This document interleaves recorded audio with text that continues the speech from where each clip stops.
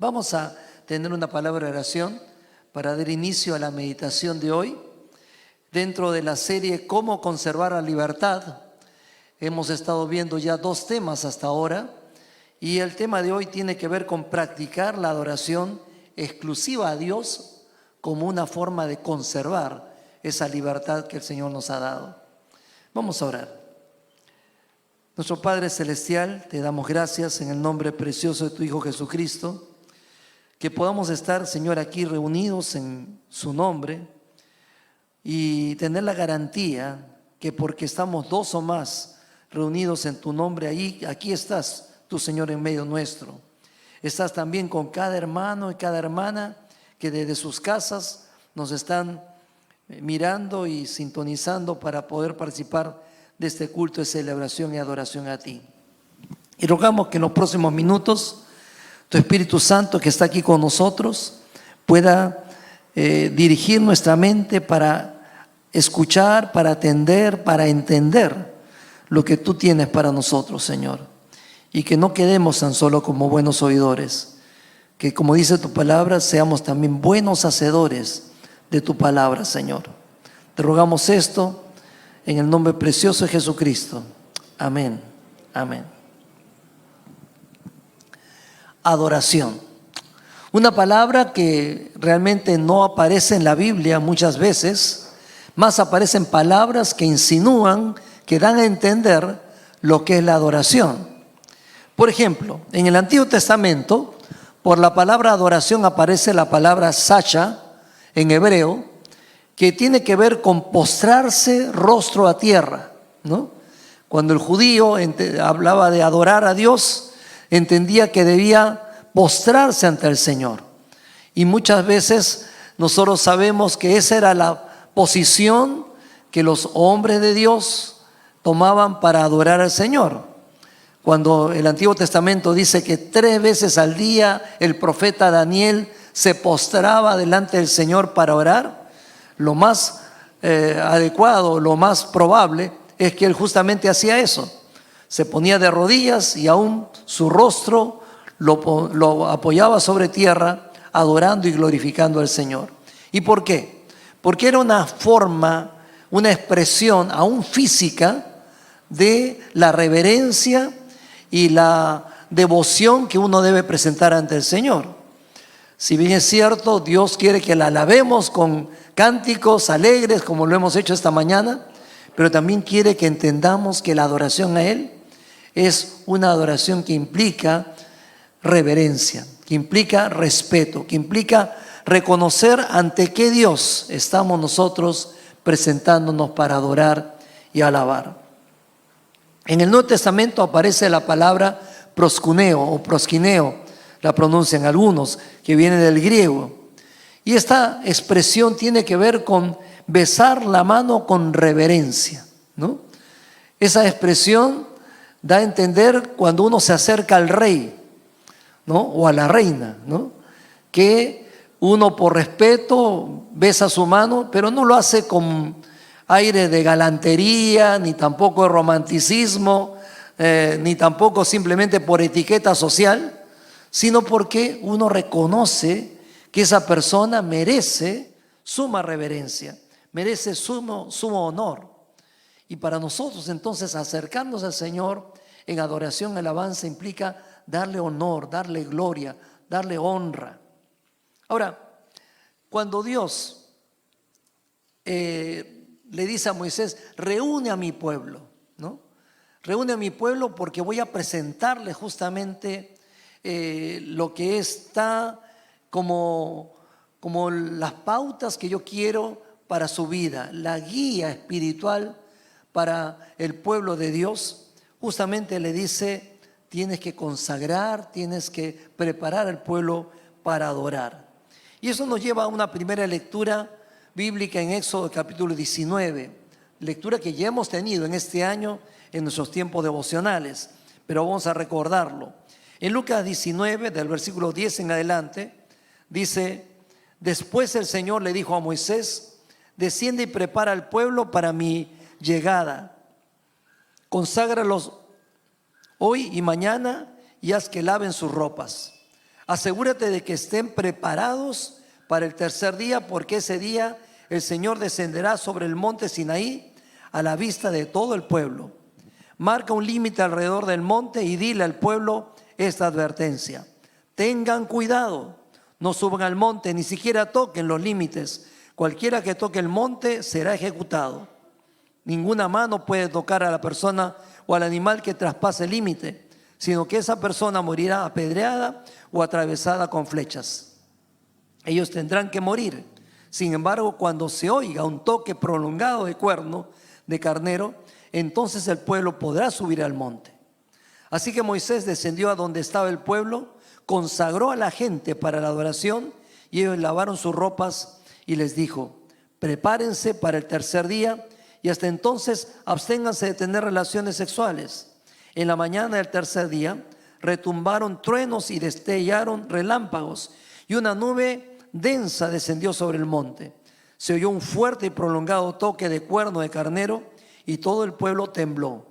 Moisés llevó a la multitud fuera del campamento para encontrarse con Dios, y todos se pararon al pie de la montaña.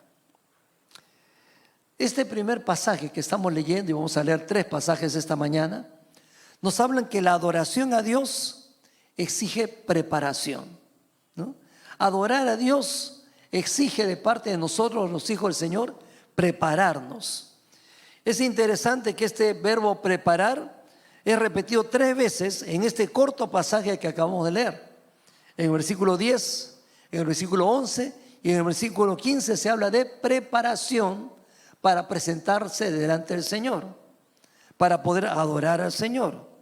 Si hay algo que el pueblo de Dios debía tomar en cuenta, es que para presentarse ante el Señor debían prepararse anticipadamente. 3 días antes Dios le dice a Moisés que debía preparar al pueblo para su encuentro con Él. Y esta preparación tenía 2 dimensiones: la dimensión espiritual y la dimensión física, ¿no? Adorar tiene entonces una dimensión espiritual y una dimensión física. Cuando hablamos de una preparación espiritual, estamos hablando de que adorar a Dios requiere integridad, ¿no? Si usted y yo pensamos en que voy a adorar al Señor, que quiero adorar al Señor, que quiero presentarle mi honra al Señor, debo entonces asegurarme que mi vida está en condiciones de integridad delante del Señor. Si hay algo que la palabra del Señor nos muestra, no en una, sino en muchas partes de la Biblia, es que la integridad es hablar de santidad, ¿no? Si hablamos de ser íntegro, estamos hablando de ser santo.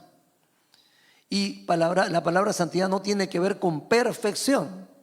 La palabra santidad tiene que ver con separación, con consagración. Tiene que ver con esa limpieza de aquello que no se ve a simple vista, pero que sí está a la vista de Dios, y también de lo que uno mismo es consciente. Dios conoce su vida y mi vida, y nosotros también sabemos cómo estamos por dentro, ¿no? De repente el resto no se da cuenta. De repente el resto nos ve de lo mejor. Por ejemplo, usted quizás alguna vez ha ido al médico para que el doctor le pueda examinar y pueda diagnosticar a qué se debe su dolor, su malestar, y pueda recetarle entonces una buena medicina o un buen tratamiento. Durante esa media hora probablemente que duró la consulta, usted vio que el doctor fue amable, fue cortés, mostró interés en su caso, le mandó los exámenes necesarios y también le recetó la medicina que finalmente produjeron alivio y bienestar en su cuerpo físico. Y usted sale contento del consultorio. Dice: qué bueno este doctor, ¿no? Realmente es un buen doctor. ¿Por qué? Porque ha recibido un beneficio de esa persona. Pero usted no sabe cómo es él en su vida hogareña. No sabe si es un fiel esposo o un hombre infiel. No sabe usted si es que provee para las necesidades de sus hijos o de repente es indiferente a esa necesidad. No sabe si es un hombre que paga todos sus impuestos o de repente está robando al fisco. No sabe si es una persona que tiene una buena relación con el resto de su familia o el resto de su entorno de amigos. Simplemente usted ve cómo se comportó como doctor frente a usted. Y lo mismo podríamos decir del panadero, de la bodega donde usted compra el pan todos los días. Y lo mismo podríamos decir de la señora que de repente le peina a usted en la peluquería, ¿no? O aquel caballero que de repente le trae justamente el delivery cuando usted pide algo hasta la casa. Y usted dice, bueno, son buenas personas, me sirven bien, pero usted no sabe cómo es su vida personal. Y en realidad no tiene que saberlo porque no afecta el servicio que le están brindando.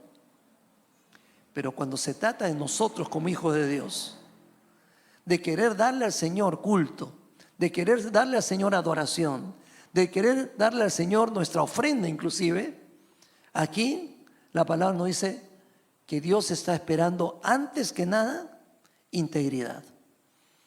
Recordemos ese pasaje en el Nuevo Testamento cuando el Señor Jesús enseña que si tú tienes que llevar tu ofrenda al altar del Señor, pero tu relación interpersonal con tu hermano o tu prójimo está mala, entonces anda primero, dice, y arréglate con él para poder venir y presentar tu ofrenda al Señor. ¿Por qué? Porque esa ofrenda es expresión de adoración.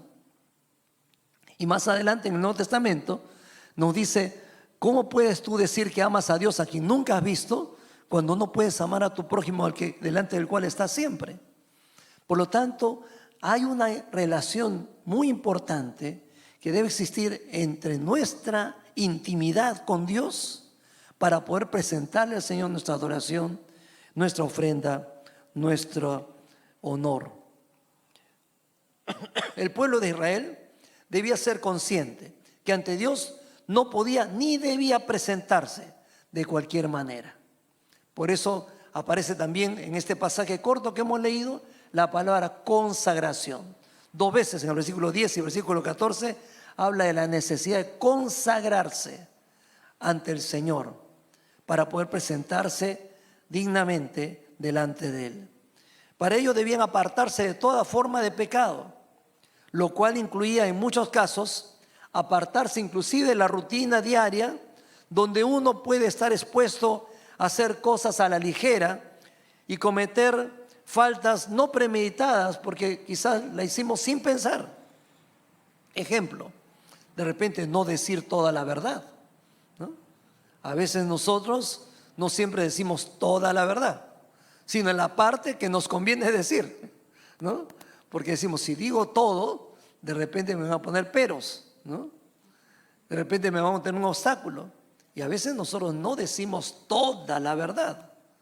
O probablemente también puede ser un enojo contra otra persona. Eso nos ocurre en la vida diaria, ¿no? Una molestia porque no me atendieron bien en la oficina o porque tuve que hacer una larga cola para entrar al banco y finalmente no me atendieron como yo quisiera. El enojo es algo que puede estar en nuestra vida. O mostrar indiferencia ante la necesidad del prójimo, lo cual es un pecado ya no de comisión, sino de omisión, que sabiendo hacer lo bueno, no lo hago. O también expresarnos con aspereza acerca de una persona o hacia una persona. Y tantas formas en las cuales en nuestra vida cotidiana podemos a veces pecar sin haber deliberadamente pensado en hacerlo, pero lo hacemos. Por lo tanto, se dice aquí, aún apártate de las cosas que haces todos los días para poder consagrarte al Señor, ¿no? Especialmente para serle agradable a Dios, no solamente en lo que haces o en lo que traigas, sino en la condición como está tu corazón, en la condición como está tu vida interior. Cuando vamos a encontrarnos con Dios para adorarle, debemos dejar de lado los intereses y las preocupaciones de la vida cotidiana. Debemos cuidarnos especialmente de aquello que hacemos en privado. Sí, porque donde nadie me ve, ¿quién me ve? Dios me ve. Incluso yo mismo sé cuál es mi verdad y cuál es mi mentira. Por lo tanto, debo cuidar también aquello que hago en privado para poder saber que puedo presentarme delante del Señor con integridad.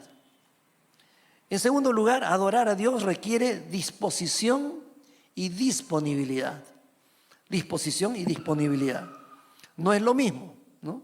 Yo puedo tener la disposición de querer ayudarte, pero tú me dices, ¿podría venir a mi casa para ayudarme el día martes? Ah, no, el día martes no estoy disponible, ¿no? Quisiera, pero el día martes tengo otras cosas que hacer. Por lo tanto, para poder adorar a Dios debemos nosotros tener disposición y a la vez disponibilidad. Es decir, consagrar no solamente el deseo, la actitud, sino también el tiempo, el espacio, la oportunidad adecuada para hacerlo correctamente. Acá en los versículos 10 y 14 dice que Dios le dice a Moisés, dile al pueblo que se prepare con estos 3 días de anticipación, que durante estos días, 2 días previos antes de venir ante mí, laven su ropa, se preparen a sí mismos. Esta acción de prepararse lavando su ropa sería una forma de alistar su mente, de alistar su corazón para poder pasar ese tiempo de adoración a Dios. Imagínense usted la escena, ¿no? En aquel entonces pues no había un caño en casa como para abrirlo ahí y lavarlo nomás, mucho menos lavadora electrónica, ¿no es cierto? Tenían que ir posiblemente al río a acarrear agua o ir hasta el mismo río o a una fuente de agua para ir a lavar su ropa. Y mientras estaban lavando su ropa, ¿no? De repente ellos decían, uy, no me di cuenta de esta mancha que tenía mi camisa, o no me di cuenta que estaba media rota esta túnica mía, la cual significa que después de lavarla debo zurcirla también. Y mientras estaban alistando su ropa, decían, así como estoy alistando mi ropa, debo pensar en que debo alistar mi corazón. Debo pensar en que debo preparar mi ser interior, porque no basta con lo externo, sino también lo interno de mi ser delante del Señor. Porque voy a adorarle, voy a presentarle honor. El respetar, el no acercarse al monte de Dios hasta que el Señor se los permitiera, era también una forma de disciplina personal. Reconocer que Dios no tiene la obligación de estar a nuestra disposición cuando a nosotros nos plazca o se nos antoje, sino en el momento adecuado, ¿no? Dios también merece el respeto de que yo me acerque a Él en el momento correcto. Tener que guardar un día a la semana para consagrarlo al Señor, como vamos a ver en el capítulo siguiente, de Éxodo 20, versículos 8 al 11, sería también una oportunidad no solo de descansar un día a la semana, sino tener 6 días de preparación mental, física y espiritual para tener un tiempo especial de adoración a Dios cada semana, ¿no? No es que se trataba de decir, separemos un día para atender a Dios. No, preparémonos 6 días para ese día especial en que voy a tener mi encuentro con Dios. Es otra forma de verlo, ¿verdad? A veces pensamos, de los 7 días, 6 son míos y 1 es para Dios. Pero el pueblo de Israel estaba siendo instruido en otra manera diferente. Tienes 6 días para prepararte para aquel día en que vas a estar delante del Señor. Lo cual cambia, por supuesto, el enfoque de lo que es la preparación para buscar a Dios. Muchas veces nosotros no nos preparamos de esa manera. No nos preparamos o no, como hijos de Dios, para consagrar un día especial en la semana, para celebrar esa salvación que el Señor nos ha dado, o para rendirle culto y adoración en santidad. A veces planificamos más lo que vamos a hacer después del culto, ¿no?, que venir al culto en sí. Digo, bueno, el domingo después del culto voy a ir a almorzar con mi mamá, o después del culto aprovecharé para hacer mis compras para la semana, o después del culto a la tardecita voy a poder ver esa película que he estado esperando verla hace tiempo. Muchas veces más estamos planificando qué haré después de ese tiempo con Dios que en sí qué cosa estoy pensando en poder rendirle al Señor como adoración y como atención especial. Ahora, no estoy diciendo que sea mal reunirnos en casa de los abuelos o salir a comer fuera de casa o organizar un paseo familiar el día domingo, no. Pero no dejemos como una actividad secundaria o de menor importancia la adoración y la alabanza al Señor, porque Él entregó a su Hijo único para perdonar nuestros pecados, para salvarnos y para darnos la vida eterna. Y eso debe ser recordado constantemente. Realmente todos los días usted y yo debemos recordar que gracias al Señor Jesucristo tengo el perdón de pecados y la salvación eterna. Y todos los días deberían ser días de adoración. Pero si no tengo esa concentración diaria para tener un tiempo cada día para adorar al Señor, por lo menos separo un día a la semana especialmente para hacerlo. Padre de familia, aquí presentes o que me escuchan por el Facebook, oremos y enseñemos a nuestros hijos a prepararse a disfrutar el venir a la iglesia para adorar al Señor. Seamos nosotros los primeros en levantarnos el día domingo y prendamos el equipo o de repente el televisor si tenemos YouTube para poner alabanzas y preparar a toda la familia porque vamos a ir a la casa del Señor. Dele con anticipación a su hijo pequeño la ofrenda que él va a traer al Señor. Y recuérdele que ofrendamos en gratitud a Dios por todo lo que Él nos da. Usted, madre de familia, aliste la ropa de sus hijos, la suya propia, la de su esposo, el día anterior. Que además de ser limpia, sea especial. Porque vamos a ir a la casa del Rey de Reyes y Señor de Señores para honrarle, para darle gloria.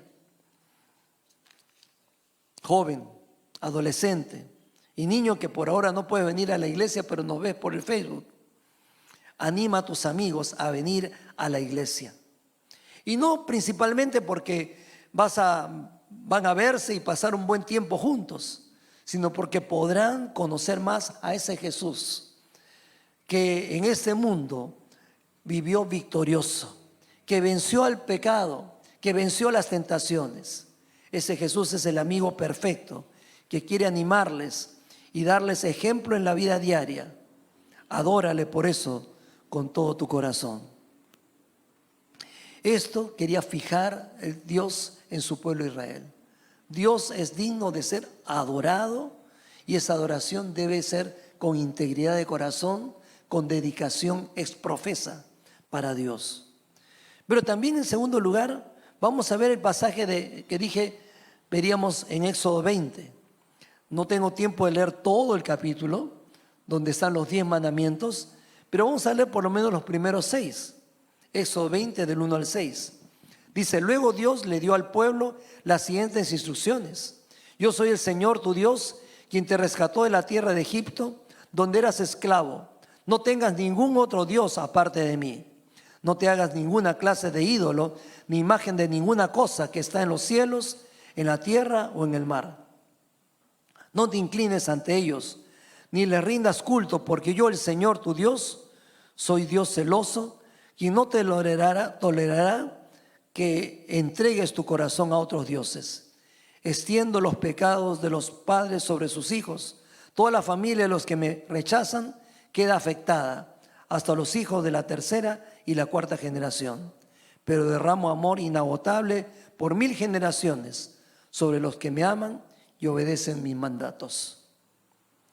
Este segundo pasaje nos dice que la adoración a Dios exige no solamente preparación, como vimos en el pasaje anterior, sino exige exclusividad. Exclusividad. Al pie del monte Sinaí, el Señor le dio a su pueblo Israel los 10 mandamientos como guía para una vida de santidad, una vida de una buena relación con Dios. Lo que prevalece en cada uno de estos mandamientos de la ley del Señor es la ley del amor. Primeramente amor a Dios y en segundo lugar y consecuentemente amor también para con el prójimo. En los 6 versículos que acabamos de leer se nos presentan el primer y segundo mandamientos de esta lista no de reglas, sino más bien de estilo de vida diferente que Dios quería para su pueblo. Y estos dos primeros mandamientos, al igual que también el tercero y el cuarto, nos hablan de la importancia de tener al Señor como primero de todo en nuestras vidas. Y es más, tenerlo como primero y único de todo en nuestras vidas. Quizás en un inicio Israel había crecido en medio de una sociedad pagana como lo fue el imperio egipcio. Por más de 400 años fueron multiplicándose, fueron creciendo allí en Egipto, y la sociedad en la cual estaban era una sociedad totalmente pagana, idolátrica. Estaban rodeados de dioses para todo. Dios para la comida, Dios para el agua, Dios para la lluvia, Dios para que salga el sol, Dios para que la tierra dé su fruto, Dios para que sanen de sus enfermedades, Dios para el matrimonio, Dios para tener hijos. Es decir, tenían dioses para todo, para cada necesidad de la vida. Por eso, cuando Moisés se presenta ante el pueblo y le dice: vengo en el nombre del gran yo soy, el Dios de Abraham, de Isaac y Jacob, algunos dijeron: otro Dios más, qué bueno. ¿No?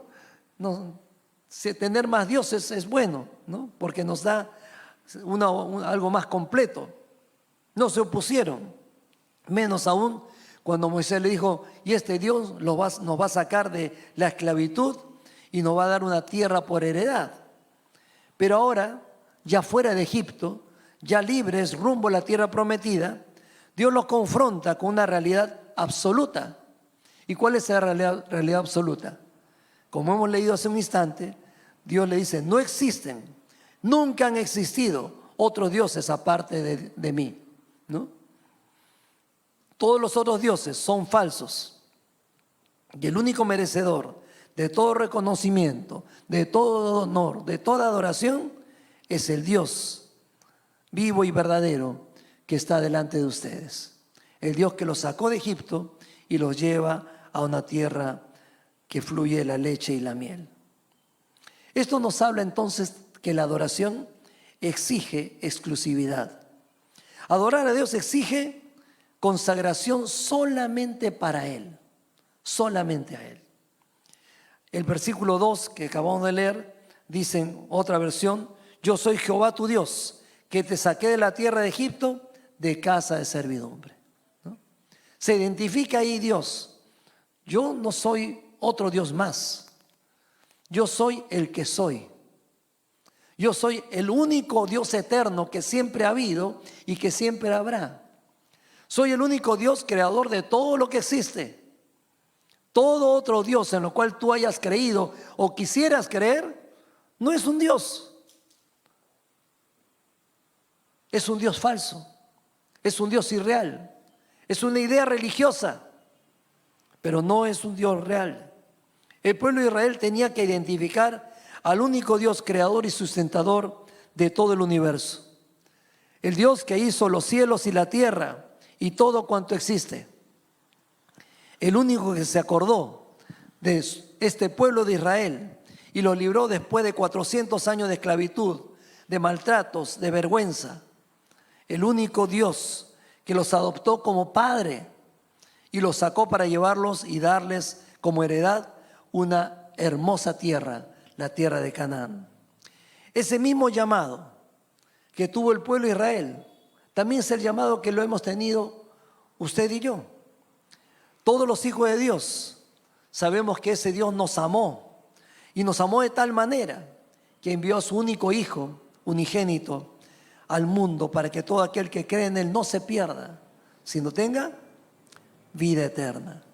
Él es el Dios que nos ha perdonado, que nos ha limpiado nuestros pecados con la sangre inocente de su Hijo Jesucristo, quien murió por nosotros en la cruz del Calvario. Él es el Dios que nos ha adoptado como sus hijos cuando nosotros creímos y confesamos a Cristo Jesús como nuestro Salvador y Señor. Él es el Dios que nos vino a dar una nueva vida, una vida en abundancia. Y es el Dios que ha prometido que cuando todo este mundo termine, todos nosotros sus hijos seremos llevados con Él para vivir eternamente en la gloria a su lado.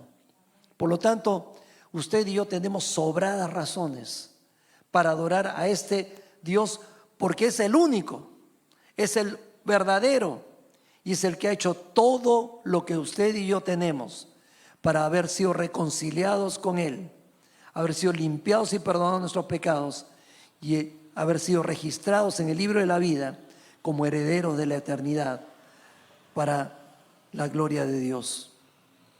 Adorar a Dios, en segundo lugar, dentro de esta consagración exclusiva al Señor, es rechazar todo ídolo que se interponga entre Dios y uno. Rechazar conscientemente todo ídolo que se interponga entre Dios y nosotros. Repasemos un poco los otros versículos que hemos leído hace un instante. Dios le dice: no tendrás dioses ajenos delante de mí.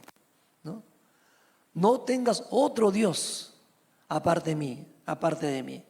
Porque cualquier otro Dios en el cual tú quieras poner tu confianza y entregar tu adoración es un falso Dios, es un Dios irreal.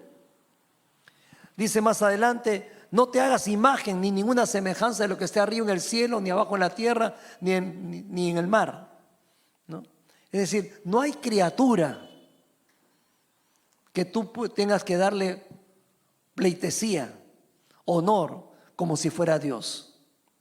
Y a nosotros eso nos cae directamente, ¿no es cierto? Porque nosotros venimos de una cultura ancestral donde se cree en el poder de los cerros o las montañas, los apus, ¿no es cierto? Hemos tenido 2 o 3 presidentes que han dado honor a los apus.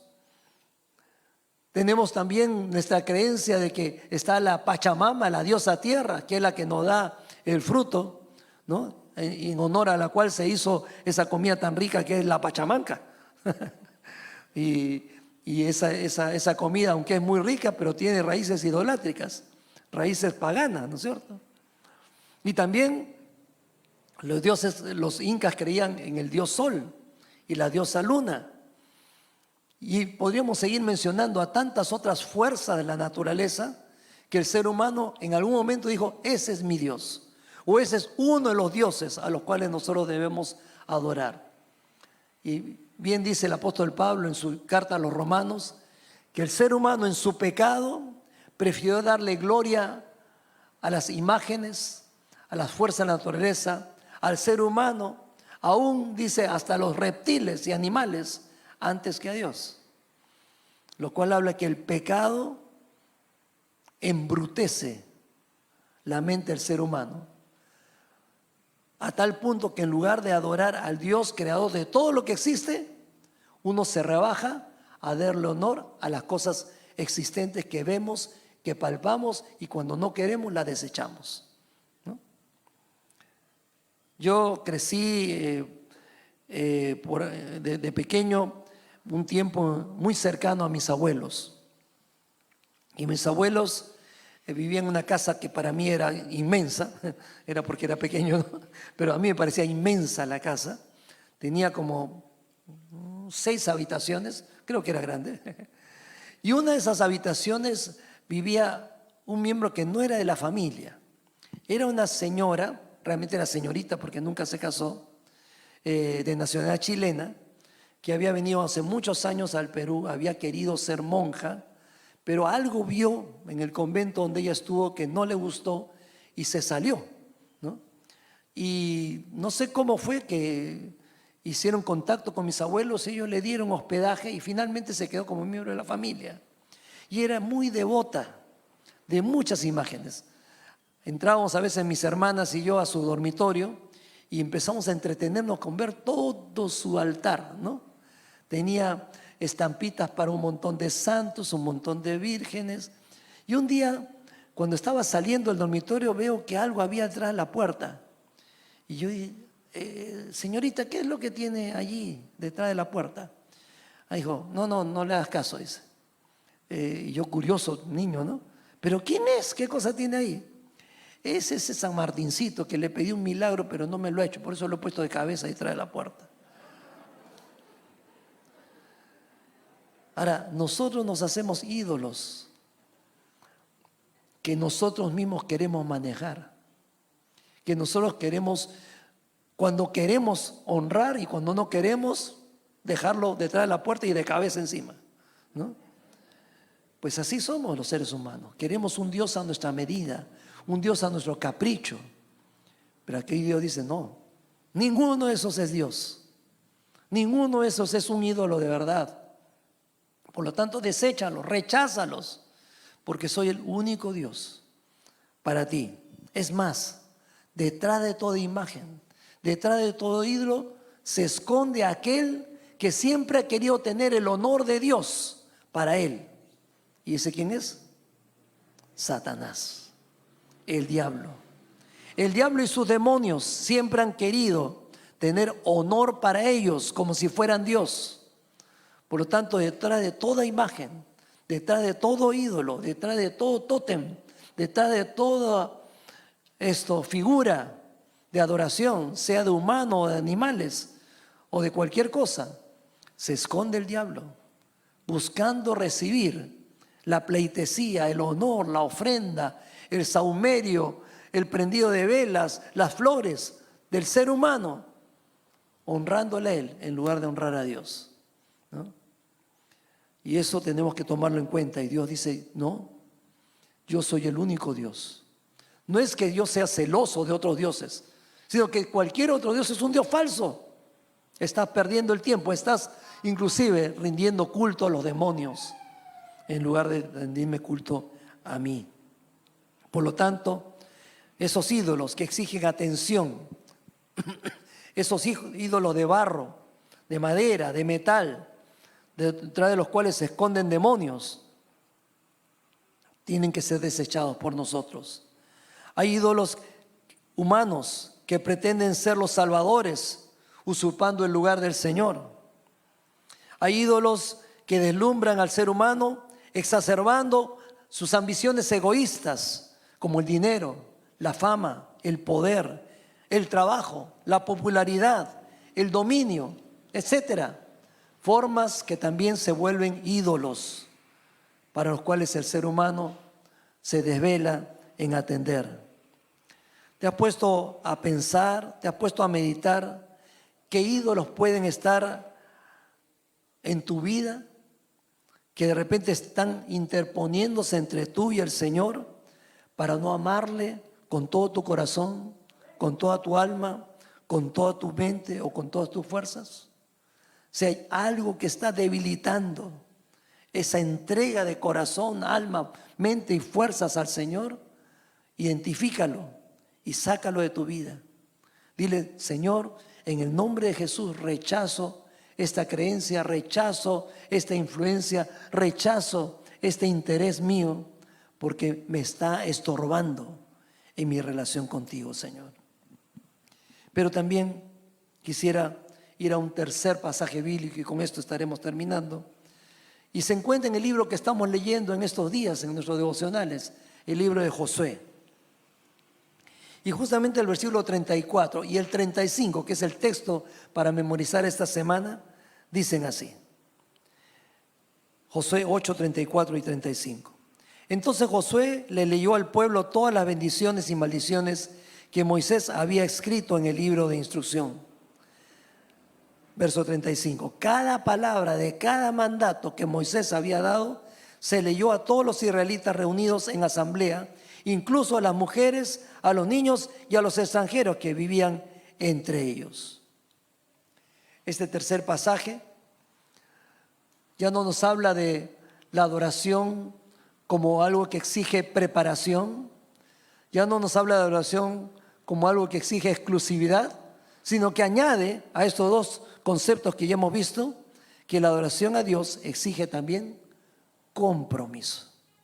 Compromiso. Adorar a Dios requiere el compromiso de conocer la palabra del Señor, conocer la palabra de Dios.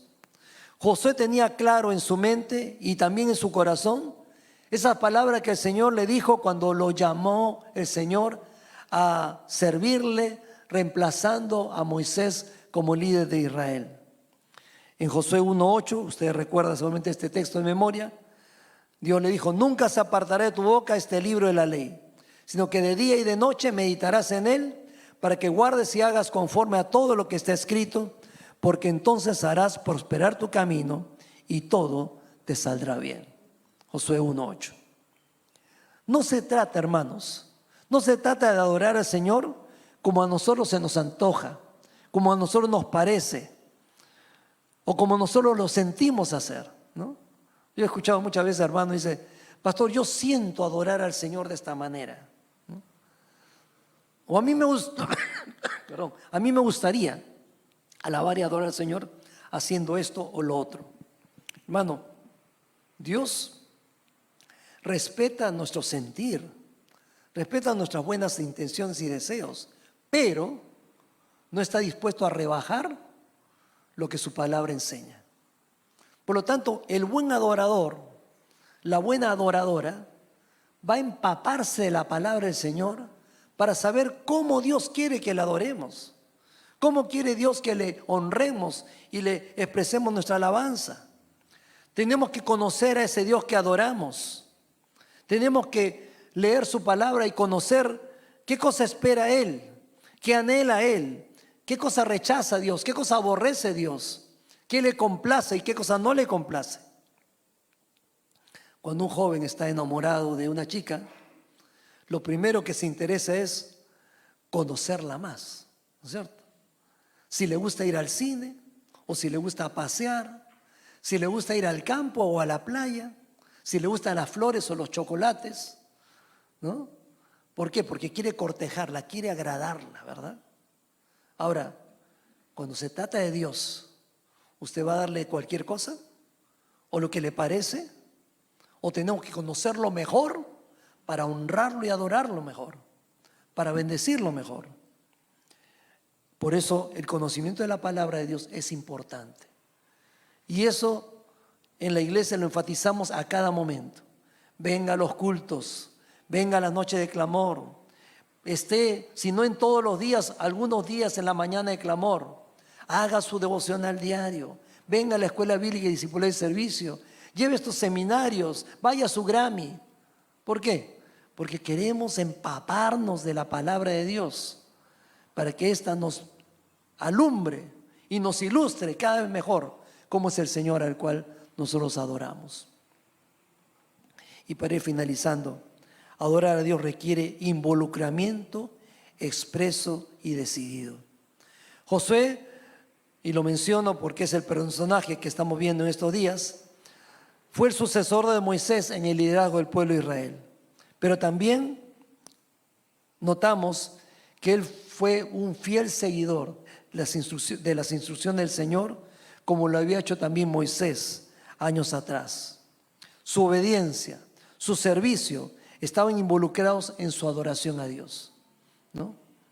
Su testimonio de vida reflejaba a un hombre que amaba a Dios y quería agradarle en todo lo que hacía. Realmente, al final de la vida de Josué no encontramos algo de cual tacharlo como pecador, como alguien que le faltó a Dios. Su servicio a Dios no era para él un sacrificio, era una expresión de adoración. Era una expresión de gratitud a Dios por todo lo que había recibido de Él a lo largo de su vida. Y la pregunta que usted y yo tenemos que hacernos es: ¿van de la mano nuestras expresiones de alabanza y de adoración religiosas al Señor con nuestro servicio, con nuestro compromiso a Él? ¿Estamos involucrados en la extensión de su reino? ¿O estamos siempre entretenidos en nuestros propios asuntos, dándole la sobra de nuestro tiempo y nuestra energía al Señor que nos salvó? Cuando termina el libro de Josué, en el capítulo 24, versículo 15, Josué se dirige al pueblo y le dice: si mal os parece servir al Señor, escogeos hoy a quién sirváis. Si a los dioses a quienes sirvieron vuestros padres cuando estuvieron al otro lado del río, o a los dioses de los amorreos en cuya tierra habitáis.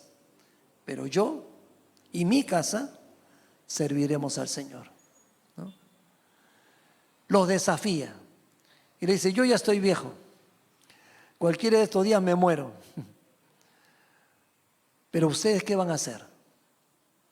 ahora que ya están en la tierra prometida, ahora que ya hemos entrado a la tierra de Canaán, ahora que ya Dios nos dio la ciudad de Jericó y estamos tomando el resto de la tierra de Canaán para nosotros, ¿qué vamos a hacer?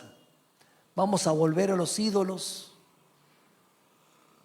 en los cuales creíamos antes? ¿O vamos a adoptar a los ídolos de los amorreos que son los habitantes de esta tierra? Yo no sé qué irán a hacer ustedes, pero yo ya tomé la decisión. Yo seguiré sirviendo al Señor, y no solamente yo, sino aún mi descendencia. Compromiso, adoración exclusiva a Dios y servicio de por vida a ese Dios que le había dado tanto. El libro de Josué termina con un hombre de Dios enteramente comprometido con el Señor, adorándole en espíritu y en verdad. Fue en todo un referente para el pueblo de Israel. Su vida los desafió a también querer adorar y servir al Señor con su misma devoción y con esa entrega. Y eso me hace recordar un incidente en la iglesia en Arequipa, donde yo estuve antes de estar con ustedes acá en San Miguel.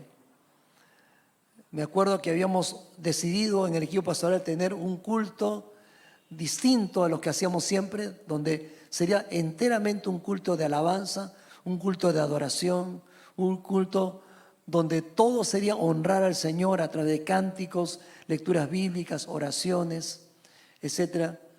Y abrimos el culto no solamente para los hermanos de la iglesia, sino para invitados. Y me acuerdo ahí que frente a mí en el púlpito estaba en la segunda fila el padre de uno de los chicos que venía a la iglesia, don Juan Velázquez, creo que se llamaba, ¿verdad? Él no era creyente, al contrario, era un fiel católico romano y apostólico, devoto de la Virgen de Chapi, ¿no?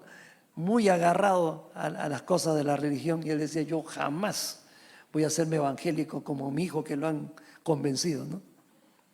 Sin embargo, estábamos cantando, adorando al Señor, recitando texto de la palabra, orando. Y ese día yo no iba a hacer llamamiento porque era un culto de alabanza al Señor. Cuando de repente veo que él se levanta de su asiento y viene hacia adelante y me pide la palabra. Y dije, este hombre me va a protestar algo, me va a hacer algo aquí. Y yo tenía temor de dar el micrófono. Pero dijo, una palabra, pastor. Dijo, si el Dios a quienes ustedes adoran es digno de ser adorado, alabado y servido como veo que ustedes lo hacen, deduzco que Él tiene que ser el Dios verdadero entonces. Y ese día se entregó al Señor, ¿no? Porque cuando los hijos de Dios adoramos al Señor en espíritu y en verdad, en exclusividad, y estamos comprometidos con ese Dios, gente que de repente nunca ha querido creer por la palabra, cree por la actitud que ve en la vida de los creyentes. Y dice, no puede ser que este Dios sea falso cuando puede conmover y mover a tantas vidas a adorarle en esta manera. Y nuestra visión como iglesia dice, somos una iglesia que adora a Dios y que hace discípulos dinámicos y comprometidos cada día con Cristo hasta que Él vuelva. El anhelo en mi corazón es que como iglesia en San Miguel reflejemos tal intensidad en nuestra verdadera adoración al Señor, que la gente que no le conoce todavía diga, el Dios en quienes creen y adoran estos hermanos debe ser el Dios verdadero. Vamos a orar. Señor, hay tanto más que podríamos decir sobre lo que es la adoración que tú te mereces, la adoración que tú quieres de parte de tus hijos.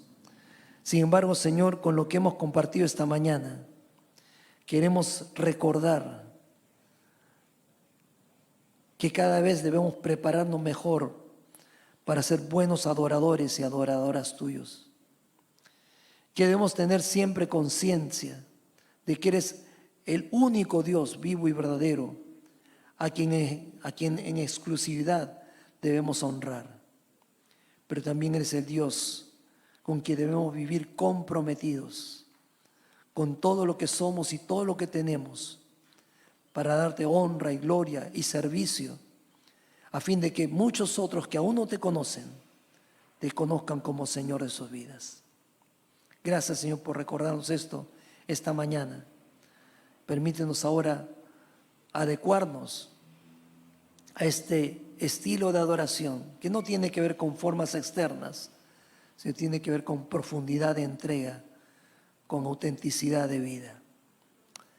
Y mientras estamos terminando de orar, si tú, amigo, amiga que estás con nosotros aquí presente o nos estás viendo por el Facebook, tienes conciencia de que este Dios vivo y verdadero no es el Dios a quien tú has estado dando honra y gloria con toda tu vida, yo te invito a que tú hagas una oración muy sencilla que yo voy a decir en voz alta y tú la puedes repetir, y le entregues tu vida hoy mismo al Señor. Dile: Señor, te doy gracias porque tú me has permitido escuchar este mensaje hoy que me confronta con ser un verdadero adorador tuyo. ¿Cómo puedo adorarte cuando hasta hoy no te conozco de veras? Por eso, Señor, te entrego mi corazón y te entrego mi vida. Y acepto que Jesucristo es el Hijo de Dios, que dio su vida por mí en la cruz para salvarme. Quiero que me conviertas en un hijo tuyo y quiero empezar a adorarte en autenticidad desde ahora y para siempre. Gracias, Señor, por darme esta oportunidad. Si usted, amigo, amiga, ha hecho esta oración, si está en el Facebook, puede usted poner en la caja de comentarios: yo hice la oración, y uno de nosotros se va a comunicar